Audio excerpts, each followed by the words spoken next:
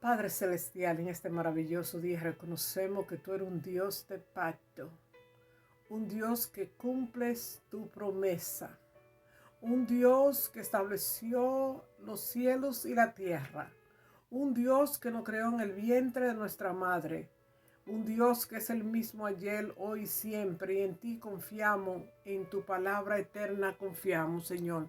En tu nombre, Jesús, oramos. Amén. Mis amados y mis amadas, el tema de hoy es la Biblia es una librería divina. Sí, la Biblia que tú tienes en tu casa es una librería. Si tú abres la Biblia en determinada página y comienzas a leer la Biblia y sigues los enlaces que te da la Biblia, o sea, que te da un verso y después te manda otro verso y te manda otro verso, te tomaría casi un día entero leer un solamente capítulo para poder discernir lo que Dios te está hablando en la palabra de Dios. La palabra de Dios es viva y es directa. Dice Juan 1:1, en el principio era el verbo y el verbo era con Dios y el verbo era Dios. Juan 1:14, y aquel verbo fue hecho carne y habitó entre nosotros y vimos su gloria, gloria como del unigénito del Padre, lleno de gracia y de verdad. En el principio, así comienza la palabra en Génesis 1:1. En el principio Dios creó los cielos y la tierra. Dios creó todo lo que vemos con su palabra. Esa es la misma palabra que te habla Juan 1:1. En el principio era el verbo, era la palabra, y el verbo era con Dios y el verbo era Dios. Todo lo que está establecido fue establecido por la palabra de Dios. Para poder creer la Biblia tenemos que creer que la Biblia y la palabra de Dios uno son.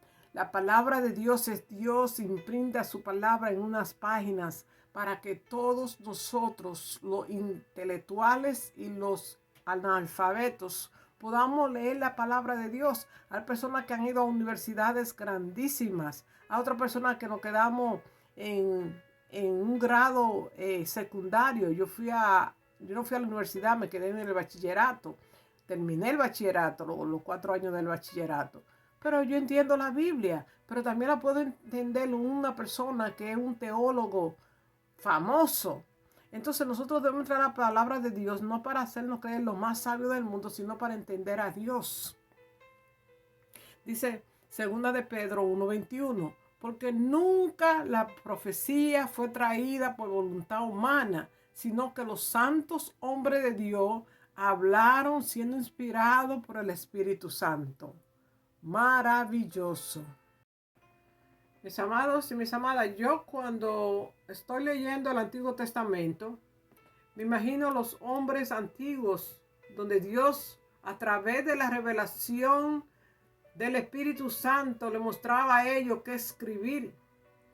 Y yo leo el Antiguo Testamento y yo sé que fue inspirado por Dios, porque cuando yo entonces leo el Nuevo Testamento, que me encanta, yo me doy cuenta que la profecía no fue traída por voluntad humana, sino por los santos hombres de Dios. Ellos hablaron siendo inspirados por el Espíritu Santo. Que dice 2 de Timoteo 3:16-17, que toda la escritura es inspirada por Dios.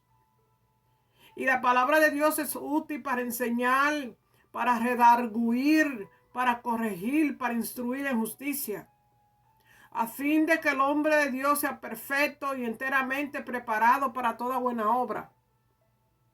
Nosotros tenemos la palabra de Dios en nuestros hogares. Tenemos la palabra de Dios en nuestras manos. Tenemos la palabra de Dios hoy en día disponible en todo momento, en todo lugar, porque ahora se encuentra en nuestros teléfonos celulares. Usted puede encontrar la palabra de Dios en la traducción que a usted le guste escuchar. Usted puede encontrar la palabra de Dios hablada, leída, cantada. Ahora está la palabra de Dios a tu disposición las 24 horas. Usted puede escuchar la palabra de Dios en la mañana, al mediodía, a la hora de almuerzo o en la noche al acostarse, con un sonido suave. Me encanta escuchar la palabra de Dios porque me da mucha paz. Ahora bien, si usted no cree que la palabra de Dios es Dios, no le va a beneficiar para nada. Porque hay muchas personas que dicen, eso fue escrito por un hombre, yo no creo en la palabra de Dios, eso es un libro cualquiera. La palabra de Dios, eso es un cuento para engañar a los hombres. Allá usted. Porque si usted le dedica a la palabra de Dios se le va a revelar a usted como un libro sagrado, una librería divina. Dice que la palabra de Dios tiene 66 libros y estos 66 libros están divididos en dos partes.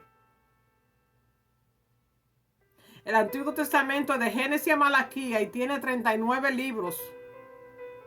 Y luego cuando Malaquías dio su última profecía, por 400 años hubo un silencio donde no se escuchaba nada de Dios, ni de parte de Dios. Había un silencio. Más tarde, después de esos 400 años, entonces se escribió el libro de Mateo, Apocalipsis, que son 27 libros. Y si usted suma 39 más 27, le da 66 libros.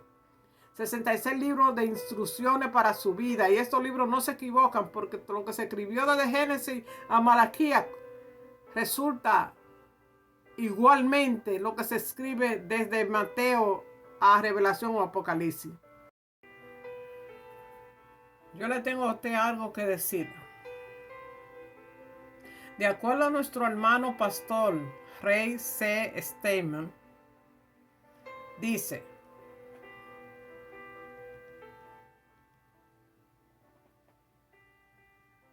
ahora bien, ¿qué sucedió durante estos 400 años llamados de silencio?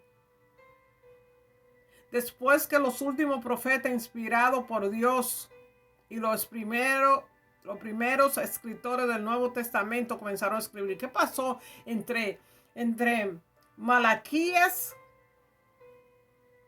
¿Qué pasó entre Malaquías y Génesis? Donde hubo un silencio extremadamente largo por 400 años. ¿Qué pasó? Vamos a ver qué fue lo que pasó. Sabemos nosotros que hay una escritura establecida en Gálatas 4:4 que dice: pero cuando vino el cumplimiento del tiempo, Dios envió a su hijo nacido de mujer, nacido bajo la ley. Cuando hubo el cumplimiento del tiempo, aquel que se debía de esperar, Jesucristo nació. Pero cuando Jesús nace, para ese entonces el pueblo de Israel estaba dividido en tres partidos políticos. Principalmente había una división entre el pueblo de Dios. Ya se habían olvidado todos los principios que se habían escrito en el Antiguo Testamento. Todo estaba en un desorden. Dos de los más importantes partidos políticos en ese entonces eran los fariseos y los saduceos. Eran los más destacados. El tercer grupo era un grupito llamado Asenos. Apenas era un partido político, pero estaba ahí. Entonces, lo que se había comenzado en el principio, en Génesis, que en el principio Dios creó los cielos y la tierra, estableció su pueblo, lo llevó por el desierto, le dio maná por 40 años. Sus ropas no se desgastaron, sus calzados no se desgastaron. La piedra que le seguía, que era Jesucristo dándole agua, la nube que lo seguía de día. Todas esas cosas se fueron olvidando. Ya todo estaba desbaratado, estaba todo vuelto un desastre. Casi como ahora. Hay muchas personas que se han olvidado que Dios es Dios de los cielos y de la tierra, y que aquel que creó los cielos y la tierra continúa siendo Dios. Muchos se han olvidado de esto en este momento.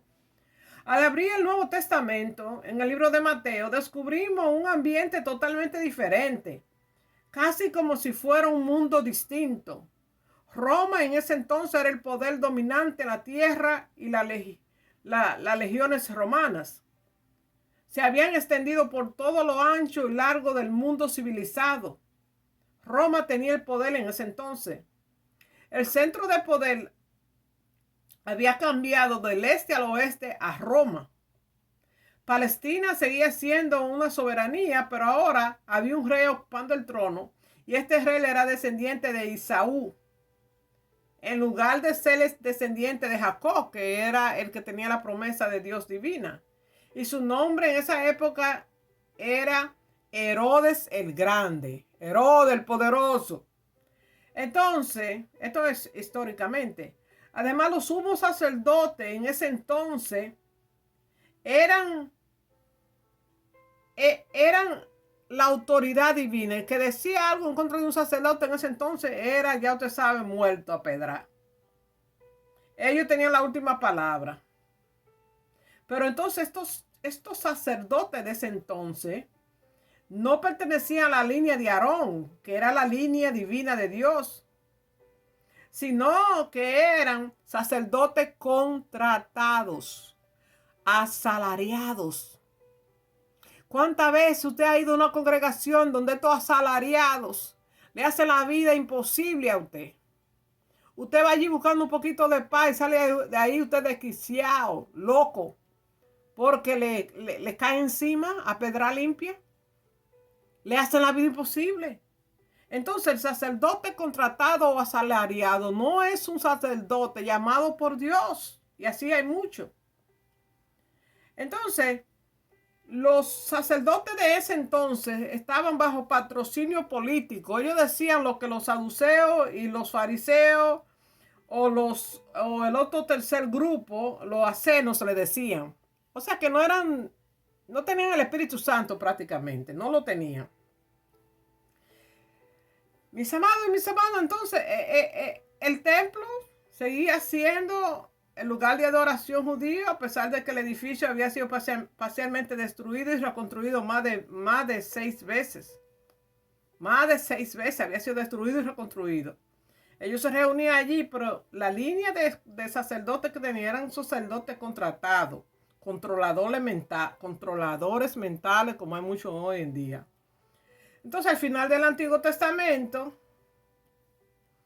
todo estaba en una destrucción. Entonces, ahí fue que se cumplió la profecía de Gálatas 4:4. Pero cuando vino el cumplimiento del tiempo, Dios envió a su Hijo nacido de mujer, nacido bajo la ley. Y ahí que nosotros comenzamos, los creyentes de hoy en día, a creer en Dios a través del Nuevo Testamento. Lee la Biblia.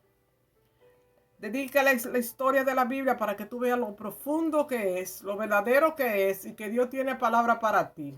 No te lleves de los cuentitos de hombre, métete a la palabra de Dios desde Génesis hasta Apocalipsis y Revelación para que descubra la verdad por ti mismo. Muchas bendiciones, yo te amo. Estamos aquí para ayudarnos unos a los otros, pero en muy poquito tiempo, no te puedo dar tanta información. Muchas bendiciones. Entra tú a la palabra de Dios. Amén.